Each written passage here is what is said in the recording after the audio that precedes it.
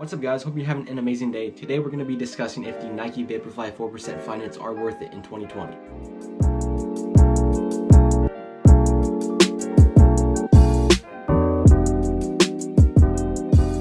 So the first thing I'm going to do is talk about a couple of different things about this shoe. So this shoe retailed for $250 right when they came out, and now you can get them for $187 on the Nike website. And you can also go on eBay and check these out, and some of them are actually selling for $150 brand new, depending on what size they are. Now these shoes have a full-length carbon fiber plate along with the Zoom X foam. Now these shoes weigh around 6.6 ounces, which means they're extremely light and made for running fast. These shoes were actually made to run on the road. They're actually made for half marathons and full marathons. The full-length carbon fiber plate gives it an 80% energy return, and the upper is really soft, and the Flyknit gives it a really good feel, which makes this one of the best shoes that Nike's ever created for racing marathons. Now I want to talk about if these shoes are worth getting in 2020. Now these shoes are not for half marathon and marathons only. I've actually raced a 412, 1600 in these shoes, along with a lot of 3200s under 910. So these shoes do the job for shorter distances like that. But obviously they were made for marathon, so I want to talk about marathon running right now.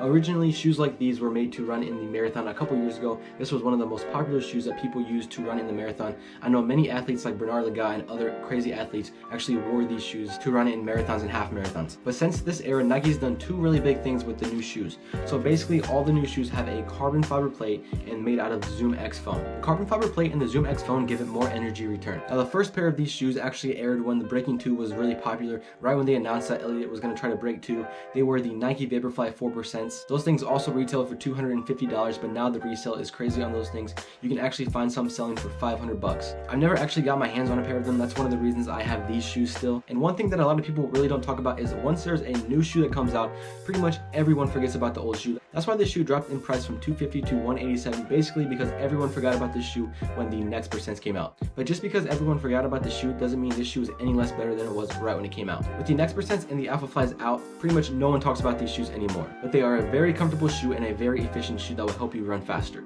And I know some of you guys out there are wondering how many miles I have on these shoes, and the answer is 56 miles.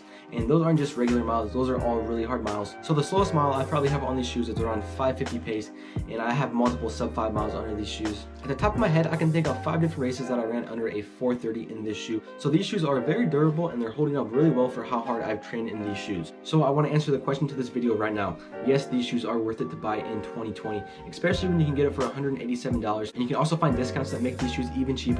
This is one of the best racing shoes that's ever came out. I can only think of 2 different flats that are better than these shoes for racing. So the moral of the story is not to forget old shoes that are really good when new shoes come out, like most people do, of course. Yeah, so make sure to comment down below if you guys are interested in getting this. I'll put a link for these shoes down in the description below if you guys are interested in that. So yeah, that's going to be it for today's video. If you guys enjoyed, make sure to give it a like and subscribe. I have a workout video coming tomorrow. I'm pretty sure I'm going to do 4x400 and 800 all out in a 10-minute tempo. And the half marathon is also coming soon, so make sure you subscribe to stay tuned for more action. Stay safe and stay blessed. I will see you guys next time.